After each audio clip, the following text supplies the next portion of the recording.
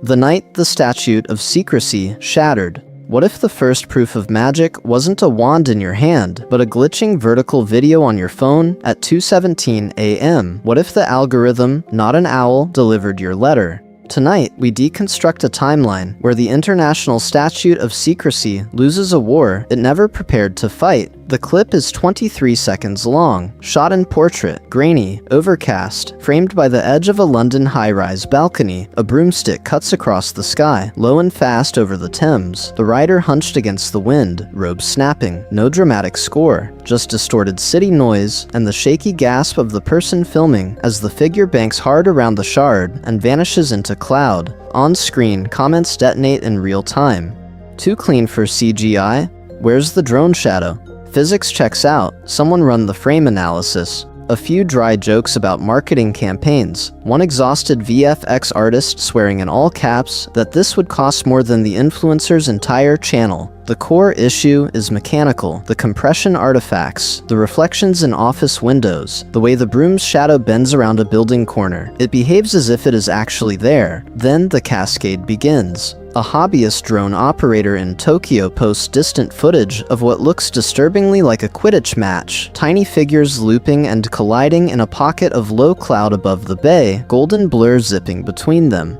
A New York morning show replays helicopter traffic coverage where, for 3 frames, a dragon's silhouette crosses behind the Chrysler building before vanishing in a flare of static. In a Berlin subway, CCTV captures a cloaked figure walking into an empty service alcove and disappearing with a crack that blows out the nearest camera, leaving only a spray of pixels and an audio spike. Each leak is harder to debunk than the last. Each one survives takedowns, re-uploads, stitched reactions, frame-by-frame forensic breakdowns. Their claim to normalcy is structurally annihilated not in a single revelation, but in a relentless, mimetic siege.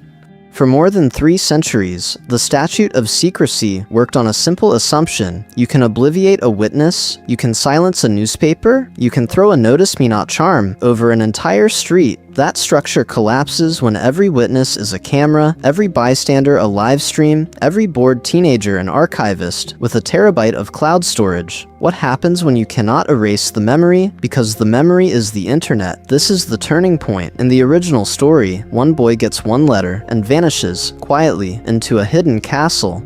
In this fractured timeline, the divergence is finalized when the entire planet gets the equivalent of a letter overnight. Not parchment, but press conferences. Not whispered rumors, but formal confirmation that magic, wands, and hidden communities have been real all along, and that billions of people were never told. The subtext is brutal. If you woke up tomorrow to incontrovertible proof that wizards had been living in parallel to you, erasing minds, redirecting history, watching every war from the shadows, would you feel wonder at the power on display, betrayal at the secrecy, fear of what else they can do, or a sharp private envy that you were never chosen? That psychological fracture is where this timeline lives. Because from this first viral broomstick to the first official statement, every government, every intelligence agency, every parent has to respond. And in the next sections, we will walk through, hour by hour, day by day, and decade by decade, how institutions and individuals scramble to rebuild reality around a truth they can no longer ignore. From cozy secret to global scandal, redefining the wizard-muggle divide. To understand what breaks, we have to understand what was holding it together. For 3 centuries, the International Statute of Secrecy has been the invisible spine of wizarding reality. In canon, that law is not abstract bureaucracy, it is a survival reflex. After witch hunts, burnings, and institutional persecution, magical governments concluded that coexistence had failed, that the only sustainable response to Muggle fear was disappearance. The Ministry of Magic evolves into a shadow government, not ruling the non-magical world, but hovering over it, policing leaks. An entire department exists so that when a dragon escapes or a giant stomps through a village, a squad of tired obliviators can arrive, rewrite memories, patch the fracture, and retreat before the newspapers catch on. That structure barely works in 1692. It is fundamentally misaligned with 2026. The core issue is mechanical. You cannot obliviate the cloud. Satellites do not forget. Facial recognition does not misplace a wizard who appears in thousands of tagged photos from different continents. When every bystander carries a 4K camera and a livestream account in their pocket, the old model, one report, one memory charm, one local cover story, collapses on contact with scale. A viral broom chase over São Paulo, a dragon crossing a flight path over Heathrow, a Patronus sprinting through a political rally in Delhi. Each one is instantly mirrored, downloaded, remixed, archived by millions. There is no central nervous system to erase. In the original books, the Dursleys are framed as the baseline of normal. Privet Drive is beige, boring, aggressively non-magical, and therefore presented as reality's default setting. But in this exposed timeline, that premise inverts.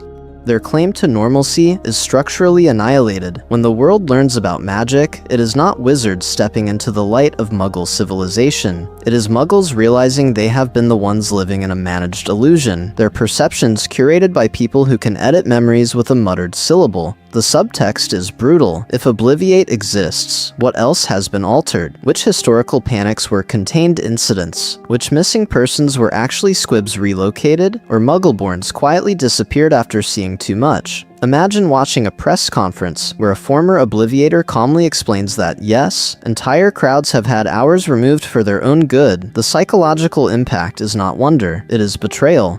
This is where the emotional fracture opens. Non-magical people are not confronted only with power, but with the revelation of unilateral power exercised without democratic oversight. A hidden minority has lived among them, with the capacity to erase witnesses, influence elections through Confundus and Imperius, and steer events away from scrutiny. Some respond with awe, rushing to form cults around charismatic wizards or TikTok-friendly aurors. Others default to fear, organizing anti-magic militias, demanding wand registries, asking, very reasonably, what else has been done to their minds. So the turning point arrives. This is no longer a thought experiment about cool spells in Times Square. It is a planetary argument about sovereignty.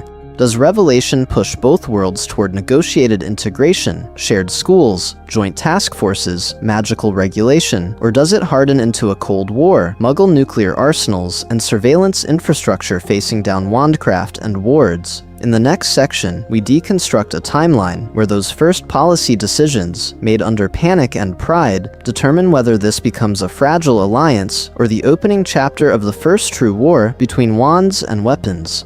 Hour 0. How one viral spell breaks a 300-year law. So when does all of this stop being theory and become history? When does a 3-century-old firewall between worlds fail in real time on a Tuesday morning commute? Here, the turning point arrives. It starts in a London train station, already drowning in cameras. Overhead, CCTV tracks the usual choreography of rush hour. On the ground, hundreds of phones fill the gaps, held at chest height in jacket pockets. On board, teenagers' gimbals. The structure is banal. Fluorescent light, tiled floors, delay announcements. Then a man in a badly fitted suit sprints, slips, and his wand skids across the tiles. The scene is almost comedic for half a second, then the air detonates. A stunner misses its target and slams into a departure board, turning it into shrapnel and red light. A blue shield blossoms in the middle of Platform 5, catching that shrapnel in mid-air, each fragment suspended before clattering harmlessly to the ground. Phones zoom in, people scream, someone yells that it's terrorism. From one angle, a teenager's vertical video catches the duel, the wandless wizard diving, the pursuing auror apparating through a column in a crack of displaced air. From another, a security camera records a Patronus, an enormous silver stag, charging down the concourse, phasing through barriers, its hooves leaving no marks but its glow overexposing the censor. A third clip, horizontal and shaky, tracks the fugitive disapparating mid-stride and reappearing on the other side of a ticket barrier. Reality fractures on 3 screens at once. Inside the Ministry, the response is instantaneous and wrong. Obliviators are deployed before anyone has finished their tea. A task force hits the station, wands out, erasing, confunding, rebuilding the old routine in terrified minds. Simultaneously, an aging wizard in magical law enforcement barks for the Muggle Internet Department to shut the footage down, as if servers are just more enchanted fireplaces. The core issue is mechanical. By the time a junior witch reaches for a scrambled landline to the BBC, the videos are already mirrored, downloaded, and re-uploaded in a dozen countries. Algorithms amplify what the Statute of Secrecy was designed to contain. Magic interferes with nearby electronics, but not with cloud backups on another continent. Their claim to normalcy is structurally annihilated in under 15 minutes. Psychologically, both populations regress. Older witches and wizards feel the old persecution waking up in their bones, the generational trauma that birthed the statute roaring back as breaking news. They see not pixels, but pyres. Younger wizards, raised under the illusion of perfect concealment, experience exposure as a new, intimate horror. They are suddenly the ones being watched. Muggles, meanwhile, split along existing fault lines. Some are exhilarated, treating the stag of light and the crack of apparition as the greatest special effects reel in history that refuses to be debunked. Others feel violated, cheated by the revelation that an entire parallel power structure has nested inside their cities, erasing memories and rewriting accidents. Conspiracy theorists experience vindication so intense it borders on religious ecstasy. In policy terms, the Statute of Secrecy collapses the way a financial system does, not gradually, but as confidence evaporates. What was a global firewall becomes a broken login screen. Centuries of law, culture, and etiquette are rendered obsolete in a single news cycle. Even the International Confederation of Wizards cannot coordinate fast enough. By the time they finish arguing jurisdiction, hashtags have done more damage than any dark wizard. And then, a quieter threshold. Live news anchors, in pressed suits under studio lights, say the word magic without irony. They replay the Patronus in slow motion. They bring on experts in folklore and aviation security. The divergence is finalized when one presenter turns to camera and asks, very calmly, whether there are people out there who can alter minds. The broadcast cuts to a breaking banner, governments convening emergency sessions, militaries and intelligence agencies racing to verify what they have just seen. The Ministry of Magic stares back through enchanted windows at the same broadcasts. Who moves first? Wands versus war rooms. Governments wake up to magic. The answer arrives in fluorescent-lit war rooms. In Washington, the Situation Room screens are frozen on a frame of a teenager on a broom pivoting midair against physics, while a man in robes apparates in the background with the soft pop of displaced air. In London, Cobra convenes under Downing Street, replaying the same footage with the grim focus usually reserved for nuclear tests. In Moscow, analysts at the Kremlin annotate wand movements as if they were missile trajectories. Beijing's Zhongnanhai reviews grainy satellite feeds that caught wards flaring over a Scottish castle the cameras were never meant to see. At the UN, delegates watch compilations of spells in Times Square and a Patronus charging through traffic, headsets translating the same single word, weapon. The core issue is mechanical. Within the first 24 hours, every major capital triggers its highest classification protocols, not for terrorism, but for a new category, anomalous capabilities. Intelligence chiefs issue orders to scrape every social feed, every unexplained video, every radar glitch that coincided with fog banks, and mass hallucinations. Analysts who once filed reports on impossible storms or disappearing buildings get quiet emails. Report to the new Magical Affairs Working Group. Their claim to normalcy is structurally annihilated by a memo header. In Langley, MI6 headquarters, the Lubyanka, and their counterparts in Beijing and Brussels, archivists haul out old cold case folders, pilots insisting a dragon shadow passed under their plane, radiation signatures with no source, entire villages reporting a day missing from memory. Overnight, these are no longer fringe curiosities, they are reclassified as contact. Across the fracture, wizarding institutions are not built for this. The Ministry of Magic exists to police secrecy, to manage internal wizard politics, to keep magic out of Muggle headlines. It now finds itself effectively facing the UN Security Council, NATO, and nuclear-armed states that do not tolerate unknown forces operating on their territory. Cornelius Fudge's spiritual successors are suddenly having to imagine what it means when a Muggle ambassador asks, with perfect diplomatic calm, how many wands are in Britain and who commands them. We deconstruct a timeline in which that question becomes an arms race trigger. If wands are real, does every government begin hunting its own magical citizens? Does the Pentagon quietly assemble a wizard corps from American-born witches and wizards, offering protection in exchange for loyalty and research access? Does Russia revive Cold War recruitment tactics, coercing magical families through surveillance and economic pressure? The subtext is brutal. Do you nationalize your wizards before someone else does? The turning point arrives when education enters the conversation. If Hogwarts exists, why is it not under any Muggle regulatory framework? Brussels lawyers will ask whether EU citizens have a right to attend an accredited magical institution. Beijing may demand a Chinese Hogwarts, staffed by domestic wizards, to prevent talent flight. This financial technicality forces a deeper question. Is magical pedagogy a sovereign right of the ministry, or a resource states can bargain over? Jurisdictional chaos blooms. Does the ministry answer to Muggle law on human rights, on weapons control, on cross-border movement, or do wizards assert parallel sovereignty, claiming that Obliviation, Portkeys, and Azkaban are internal matters? Each press conference, each leak, becomes a battle over narrative. If governments frame magic as an uncontrolled threat, preemptive action becomes politically inevitable. If the ministry frames Muggles as panicked and dangerous, retreat and recloaking become tempting. The next phase is not just diplomacy, it is propaganda, counterintelligence, and psychological warfare over who defines reality before someone decides that the safest solution is to strike first. The internet meets magic, public panic, cults, and conspiracy rewrites. That battle over narrative does not stay in back rooms. It detonates in your pocket. Imagine waking up, thumbing open your phone, and the first video you see is a teenager in São Paulo hovering 3 meters above a rooftop on a broom, framed by traffic drones and a dozen different camera angles. Second clip, a London street, a car folding in on itself under a silent, wandless spell. Third, a panicked Auror trying, and failing, to obliviate a livestream that already has 8 million concurrent viewers. The internet meets magic, and their claim to normalcy is structurally annihilated in 24 hours. Hashtags chain react across languages. Hashtag WizardWatch, hashtag Hogwarts is real, hashtag no more lies. Debunked channels run frame-by-frame analyses, consult VFX artists, run lighting simulations, and then post the one video they never wanted to make. We tested everything, it isn't fake.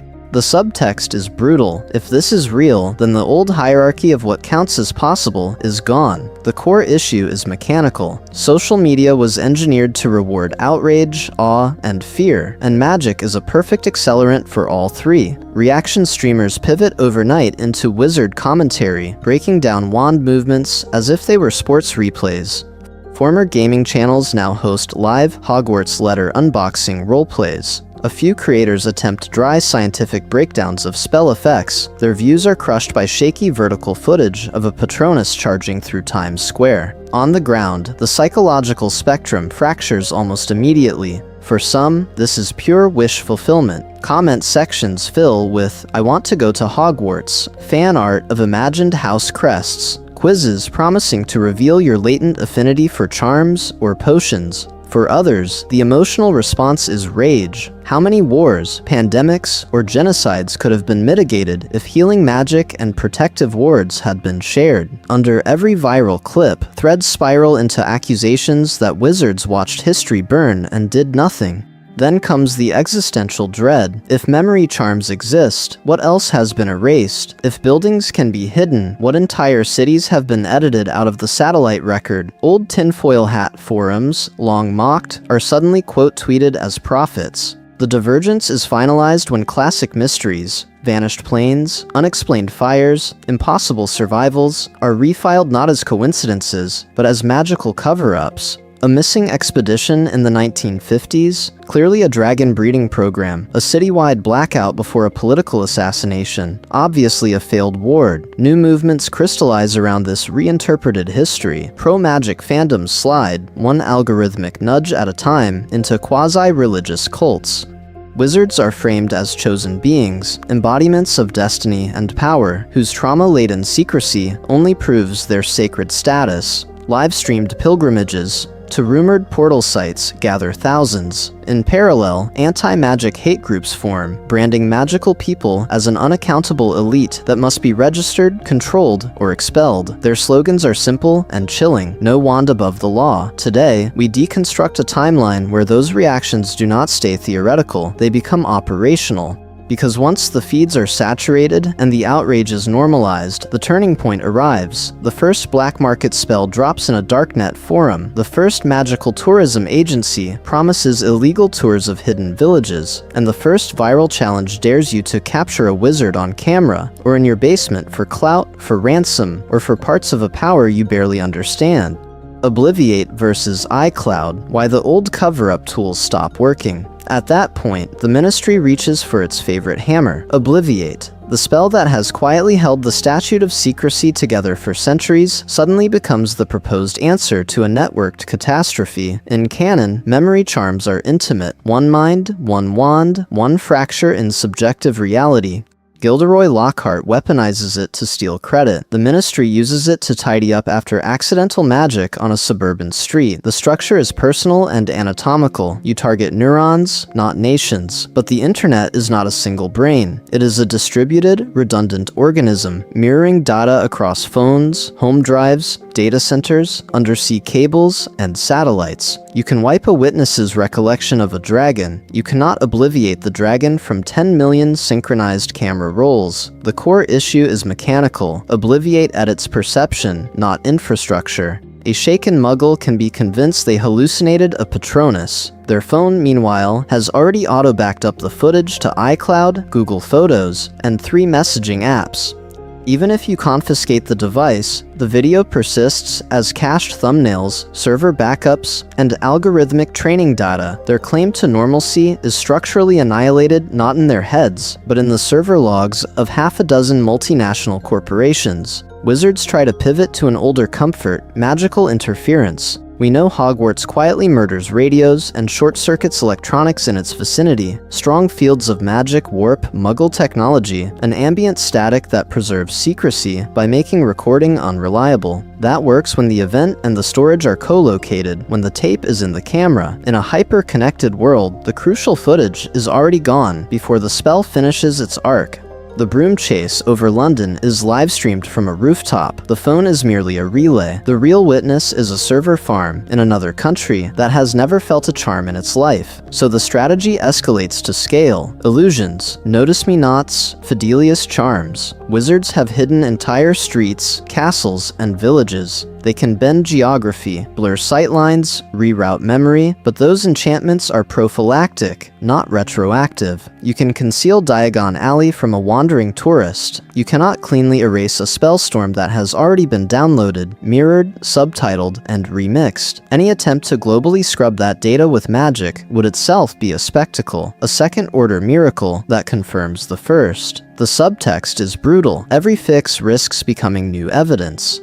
This is where we deconstruct a timeline of escalation. The turning point arrives when the ministry stops targeting people and starts targeting infrastructure. Experimental curses aimed at data centers, hexes that fry fiber optic junctions, weather charms accidentally knocking satellites out of orbit. In response, Muggle cybersecurity teams classify magic as an emergent exploit class. Spell signatures are treated like malware fingerprints. Incident reports start including phrases such as non-physical vector and reality-adjacent interference. Then the pattern interrupt hits. The question is no longer, can magic hide from tech? What happens when tech begins to see magic more clearly than wizards expect?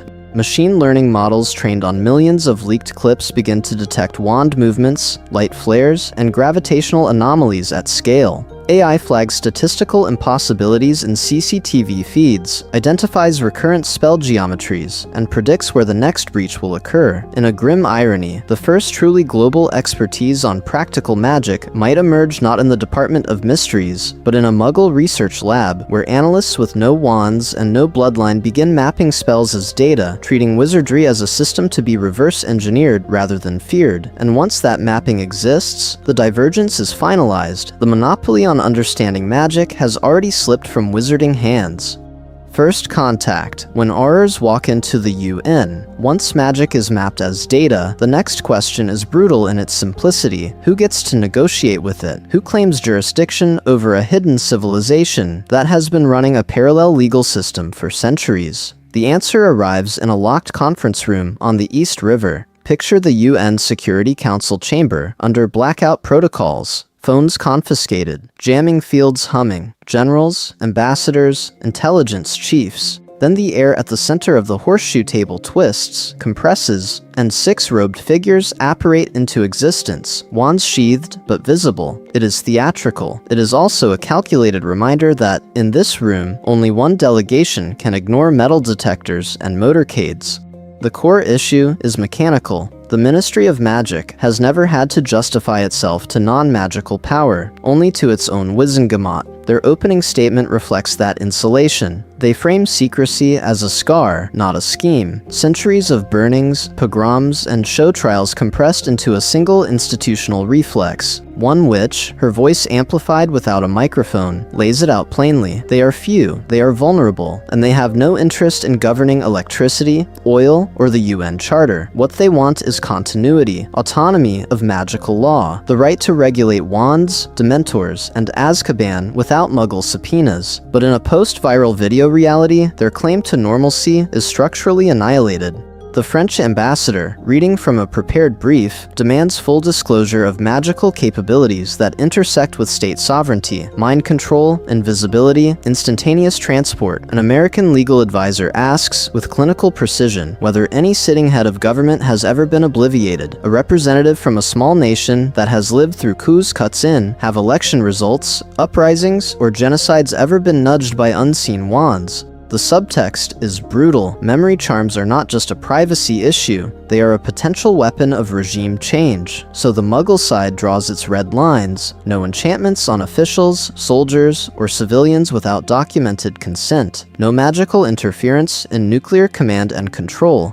No more unilateral erasures of inconvenient witnesses. They insist that past incidents, mysterious disappearances, gas leaks, unexplained fires, be opened for joint investigation. Out of this deadlock, a compromise framework emerges on the table. A Magical Affairs Council, seated under the UN, but staffed jointly by Aurors, jurists, and Muggle experts in international law. On paper, it mediates between wizarding decrees and the Geneva Conventions. In practice, it raises impossible questions. If a British wizard commits manslaughter with fiendfire in another country, whose prison applies? Is using Imperius on a captured soldier a war crime, or an undefined category of magical torture? Do we need a magical weapons treaty that treats unforgivable curses the way we treat chemical agents?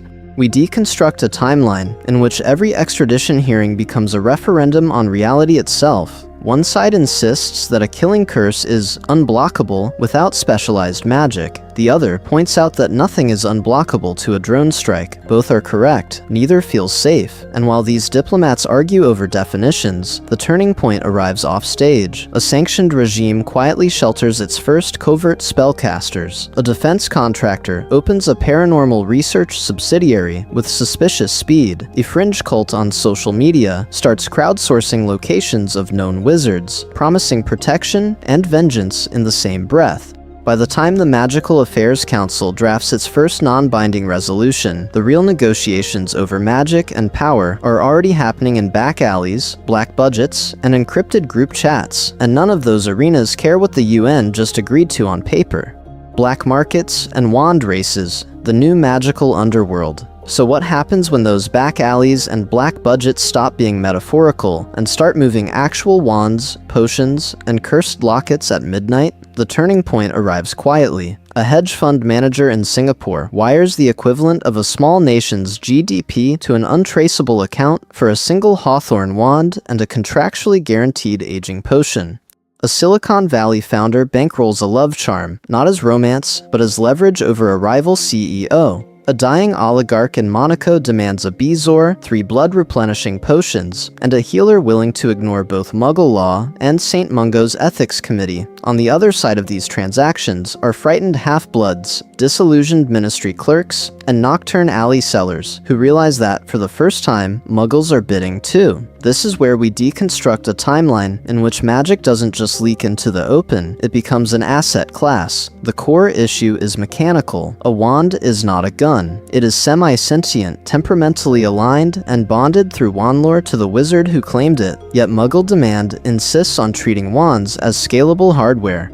Cartels commission thefts from Ollivanders. Defense contractors fund covert labs to grind cores, dissect phoenix feathers, and subject dragon heartstring to MRI and particle accelerators, convinced that, with enough data, they can 3D print spellcasting. They cannot. The subtext is brutal. The more muggles mishandle wands, the more accidents, magical backfires, and wild surges of power tear holes in already fragile neighborhoods. A stolen U wand, refusing its new owner, detonates in an underground auction, killing 3 bidders and summoning an uncontrolled fiendfire serpent that takes both Aurors and Muggle firefighters to contain. Their claim to normalcy is structurally annihilated. Corporate and state actors adapt faster than public ministries. A pharmaceutical giant quietly funds anomalous biochemistry programs that are, in reality, polyjuice trials. An intelligence agency in Eastern Europe runs black sites where captured wizards are forced to duel so analysts can map spell trajectories against satellite feeds. Western services respond in kind, attempting voluntary recruitment of magical talent, which in practice looks indistinguishable from kidnapping when the wand is pointed the wrong way. Meanwhile, nocturne alley dealers thrive, exporting cursed opals, vanishing cabinets, and illicit portkeys to clients who pay in cryptocurrency and diplomatic immunity. Magical countercrime emerges as the only plausible break. Aurors used to raiding werewolf dens now find themselves embedded with Muggle cybercrime units, tracking a cartel that moves enchanted cocaine under disillusionment charms and Confundus hexed customs agents. A hacker collective acquires a single invisibility cloak and uses it to breach data centers physically while their digital trail appears spotless. Terror cells scour the black market for even a whispered tutorial on the unforgivable curses, turning every intercepted Gringotts vault ledger into a potential counter-terror operation. Joint task forces become mandatory. A Muggle SWAT team secures perimeters and EMPs electronics, while Aurors layer anti-apparition jinxes and shield charms over city blocks. Each side resents the other's jargon, but the dynamic is clear. Without shared protocols, both worlds fracture. And if this is what the underworld looks like, what happens when ordinary parents, students, and workers start asking why only criminals and governments get access to magic education? How long before Hogwarts itself becomes the next battleground, tourist attraction, refugee camp, or contested strategic asset rather than a secluded castle on a Scottish cliff? Hogwarts goes public. Letters, lawsuits, and mixed classrooms. So what happens when that battleground isn't theoretical? What happens when the castle on the cliff has to publish an admissions policy and a prospectus? Suddenly, Hogwarts is not a mythic sanctuary. It is a school district. The turning point arrives with the reinvention of the Hogwarts letter. No more owls slipping through chimneys to terrified 11-year-olds. Instead, a joint statement hits global media. Children who exhibit magical anomalies may now apply to an accredited institution in Scotland. In one press conference, their claim to normalcy is structurally annihilated, not only for British wizards, but for every government now fielding panicked calls from parents whose kids have been making lights with their hands. Immediately, the core issue is mechanical. Who counts as eligible? Magical potential is not confined to one island. So do Kenyan, Brazilian, or Norwegian children get access to a school funded and governed by the British Ministry of Magic? Civil rights lawyers argue that restricting entry to citizens is discriminatory when the resource in question is existential, safe training for volatile power. This financial technicality forces both the ministry and the UN into a surreal negotiation over tuition, visas, and wand licensing. Inside Wizarding Britain, enrollment politics become a blood sport. Activists demand quotas for Muggle-born students, insisting that generations of quiet exclusion must be reversed on paper. Pureblood blocks push back, arguing that our heritage will be diluted if classrooms are flooded with children whose parents still think in terms of circuits and vaccines.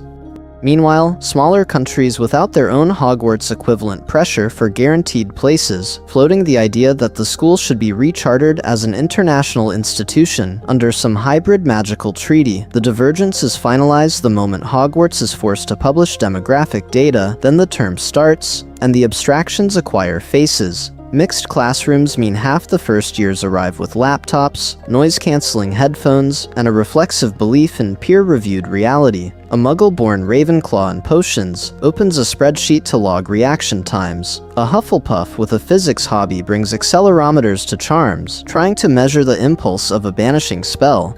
Professors who have relied on "because it works" for decades now face students asking, what is the field equation behind levitation, and why does it fail near strong magical interference? The cultural friction is immediate and brutal. Pureblood parents resent the sight of their heir comparing wand movements to code syntax. Muggle parents, touring a castle with moving staircases and an incident history that reads like a workplace safety indictment, demand fire exits, trauma counselors, and a clear evacuation protocol for basilisk-adjacent events.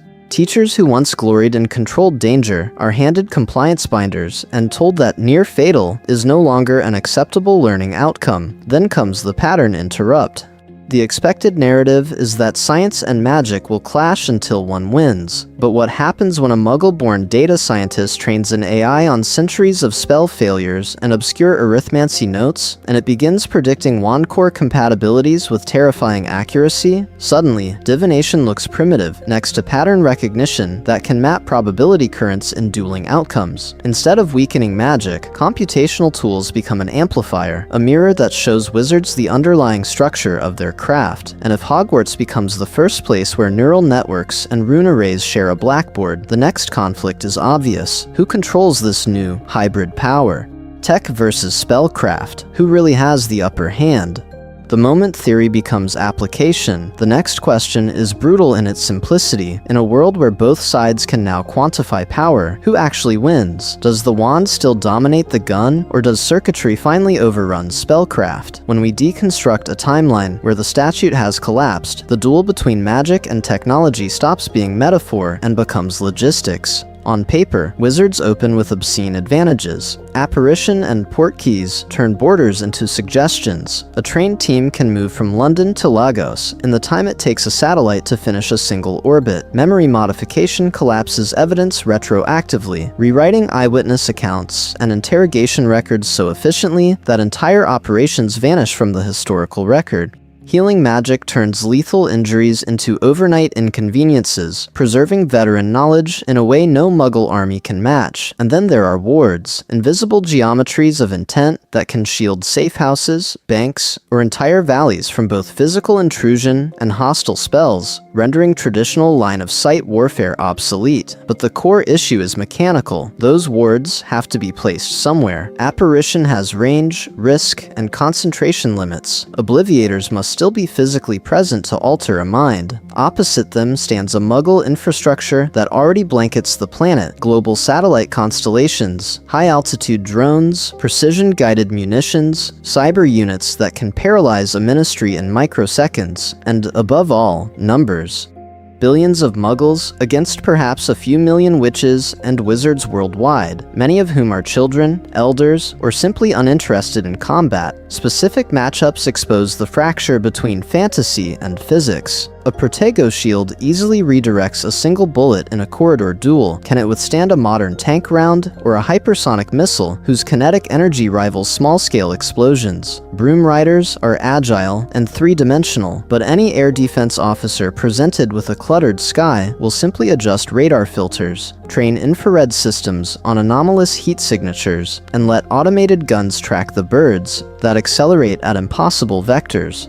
Nuclear weapons are the darkest edge case. Could ancient protections around sites like Hogwarts survive a near-ground burst? Or does raw overpressure and firestorm simply erase the stone, while the magic remains as a useless echo? Even if the wards hold, Fallout does not negotiate. A shielded fortress in a poisoned biosphere is a tomb. Surveillance turns into a recursive arms race. Muggle agencies will feed terabytes of historical video into AI systems, training models to flag anomalies, people vanishing mid-frame, objects moving without contact, localized weather events that ignore meteorological patterns. In response, wizarding research pivots, new concealment charms that distort pixels rather than eyeballs, illusions tuned to confuse machine vision instead of human perception, magical tracking spells, which once relied on blood or personal artifacts, meet encrypted communications, burner devices, and Faraday cage bunkers that simply swallow signal and spell alike. The turning point arrives when both sides recognize that the upper hand is not a trophy, but a moving equilibrium. Every spell that counters a drone invites a firmware update. Every satellite that maps a ward network teaches cursebreakers how to refine it. Their claim to normalcy is structurally annihilated on both sides, and in the vacuum, hybrid solutions appear, rune-etched circuit boards that stabilize volatile charms, enchanted fiber optic lines that carry both data and directed magic, muggle armor designed around Dudley's kinetic shields to create literal human tanks.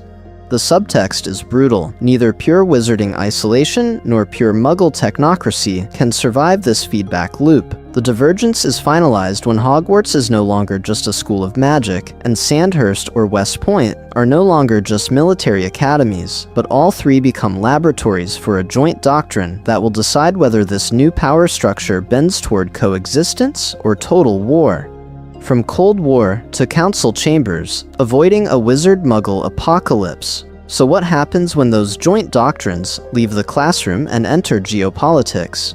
When the first mixed cohorts of Aurors and Special Forces officers graduate, who do they actually work for? In this phase of the timeline, Hogwarts and Sandhurst have done their job a little too well. The initial outcome is not utopia. It is a Cold War, not announced, not named, but structurally present in every briefing room, from the Ministry of Magic to the Pentagon. Wizarding governments deploy legitimacy and untraceable port keys. Muggle states answer with satellites, drones, and air-gapped bunkers buried under meters of concrete and anti-apparition wards. The world settles into a tense equilibrium where no one wants to test whether a cruise missile beats a killing curse. Proxy theaters appear first, a natural disaster in a coastal city where joint disaster response units quietly duel a rogue stormcaller while Muggle engineers reinforce levees. A failed state where one faction hires cursebreakers and the other contracts a private military firm that now employs 3 disgraced ex-Aurors. The subtext is brutal. Both sides are measuring blast radius, response time, and how far they can push before the other escalates. The core issue is mechanical. Power has to be counted, categorized, and constrained. That logic births the first international magical arms control treaties. Certain curses, unforgivables, large-scale memory erasure, time manipulation are banned by name. Gringotts vaults and Muggle nuclear facilities both come under a new regime of joint inspections. Aurors walking past Geiger counters, Muggle inspectors checking ledgers of registered cursed artifacts while a goblin watches, unimpressed. It is absurd, and yet this is how a new reality stabilizes. From there, representation becomes unavoidable. Do wizards constitute a separate nation, an ethnic minority, or a professional class with terrifying job tools? We deconstruct a timeline where the United Nations convenes an emergency committee on magical affairs, and for the first time, a witch in midnight blue robes addresses the General Assembly, arguing that wand ownership should be treated less as citizenship and more as licensure. National parliaments wrestle with quotas. Should there be guaranteed magical seats in the House of Commons, or is that entrenching a hereditary elite? Integration experiments proliferate in the gaps. A research campus where particle physicists share coffee with arithmancers, trying to test whether spellwork obeys conservation laws. Hospitals where spell damage wards sit one floor above intensive care, and a healer and a trauma surgeon argue over whether to use Skelly Grow or titanium. Joint disaster response brigades drill for earthquakes and dragon attacks in the same afternoon, pairing excavation charms with heavy cranes. On paper, this all looks stable. Treaties, councils, mixed institutions that reward loyalty to the new order. Their claim to normalcy is structurally annihilated, yet a new normal begins to congeal around the shared fear of annihilation. But the turning point arrives in a quieter place, a primary school where children pass smartphones back and forth, watching ancient footage of the reveal, and then compare it to their own classmates' levitating erasers. What happens when a generation grows up for whom the fracture never existed, who cannot remember a world before magic and muggle power were intertwined? That is the variable no treaty can quantify, and the place where this carefully engineered equilibrium may finally break. Generation Magic, kids who never knew a secret world. So what happens when that variable no treaty can quantify grows up, gets bored, and has homework due on Tuesday? The turning point arrives quietly, not with a battle, not with a summit, but with a timetable.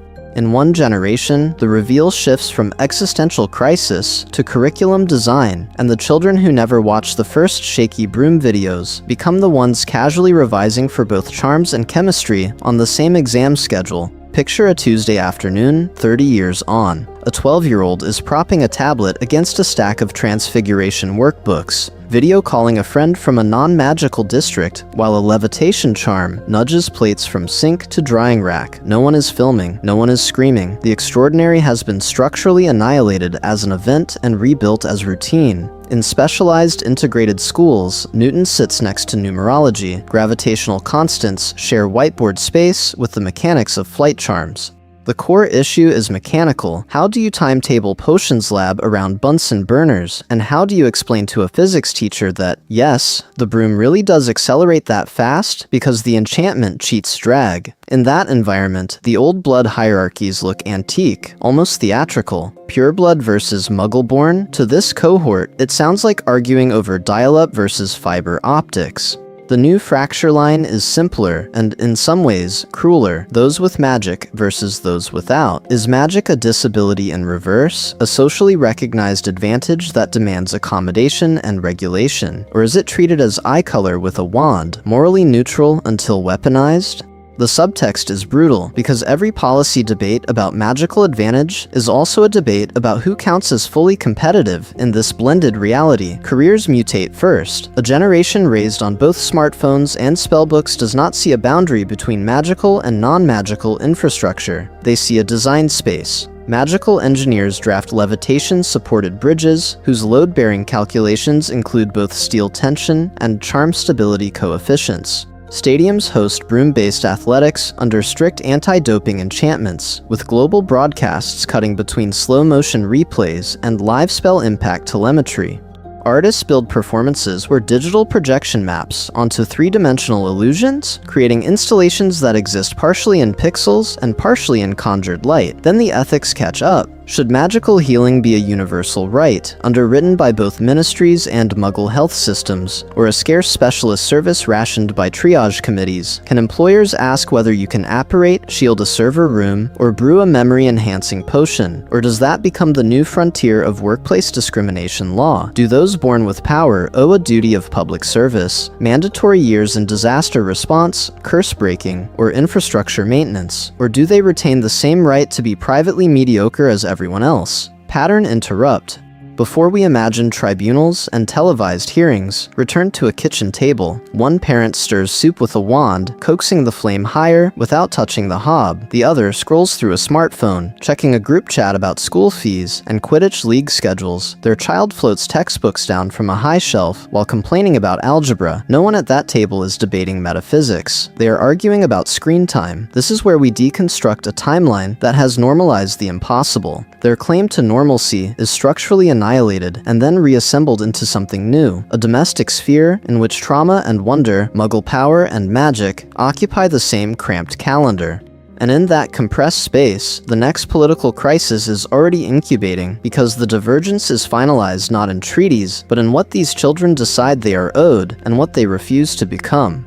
Golden Age or Greatest War, your place in a world that knows magic. So where does that leave you, standing at the edge of this exposed world? One viral broomstick video, one breached statute of secrecy, one morning where you wake up, open your phone, and see a grainy clip of a teenager on a Nimbus streaking past your city's skyline, while the comments insist this is not CGI. From there, we deconstruct a timeline. The first days are pure fracture, ministries scrambling to obliviate millions, governments issuing vague weather anomaly statements, while satellite footage, live streams, and archived TikToks make denial structurally impossible. Their claim to normalcy is structurally annihilated in real time, not by prophecy, but by broadband. The turning point arrives when a live news helicopter films an Auror deflecting bullets with a shield charm on international television. At that moment, secrecy is not failing gradually, it is gone. What follows is not elegant. The core issue is mechanical. The UN wants registries. Intelligence agencies want assets. Militaries want wands under chain of command. The Ministry of Magic wants jurisdiction over events it can no longer physically contain. In the background, black markets bloom. Stolen wands, auctioned on encrypted forums, bootleg love potions sold as biohacks, cursework for hire. Cult movements declare wizards divine. Hate groups call them an invasive species. Fear and worship become two faces of the same psychological panic. Technology pushes back. Cameras never sleep. Satellites see through disillusionment at scale. AI-enhanced facial recognition starts flagging the same robed figures at different accidents across continents. In response, magic escalates. Anti-electronics fields, mass confundus campaigns, wards over data centers. The arms race is not just about who has more power. It is about whose reality editing tools integrate faster into existing structure. Firewalls versus Fidelius, drones versus dragons, nukes versus the quiet efficiency of a well-placed Imperius. Eventually, exhausted governments attempt integration, joint task forces, mixed advisory councils, experimental schools where Muggle-born coders sit next to pureblood heirs in charms and computer science. Shared governance sounds noble in press conferences. On the ground, it is messy. Jurisdictional turf wars, protests outside arcane research zones, parents arguing whether a Hogwarts-style letter is an opportunity or a threat. The divergence is finalized not in one treaty, but in 1,000 small policies about who may cast what, where, and under whose surveillance. So where would you stand in that world? Would you argue for strict control of magic users, full registration, wands treated as weapons of mass destruction? Or would you defend their independence, insisting that no government should own a Patronus any more than it should own a conscience? Would you push to study magic scientifically, spell labs, peer-reviewed transfiguration, randomized trials on healing charms? Or would you join a pro-magic or anti-magic movement, marching for wizard rights or demanding total containment? Or, beneath all the geopolitics, would you simply hope your child's name appears on a very old list, and that one September an owl proves your family is not as ordinary as it seemed? This is where the thought experiment folds back on our present. We already treat certain technologies as almost magical. AI that predicts behavior, genetic tools that edit inheritance, surveillance systems that quietly watch entire populations. Our instincts towards secrecy, control, and trust are being tested now, without a single wand in sight. How much invisible power are you comfortable centralizing? How much uncertainty are you willing to live with in exchange for wonder? So, your turn. In a world where muggles discover wizards, do you believe we reach a golden age of collaboration, an era of oppressive regulation, or a catastrophic conflict that both sides barely survive? Tell me in the comments which path you think humanity actually takes, and why. And then, suggest the next fracture point you want to see. A what if about Azkaban, about magical genetics, about time turners in modern warfare. Because this timeline is only one spell cast on the page, the next divergence is yours to choose.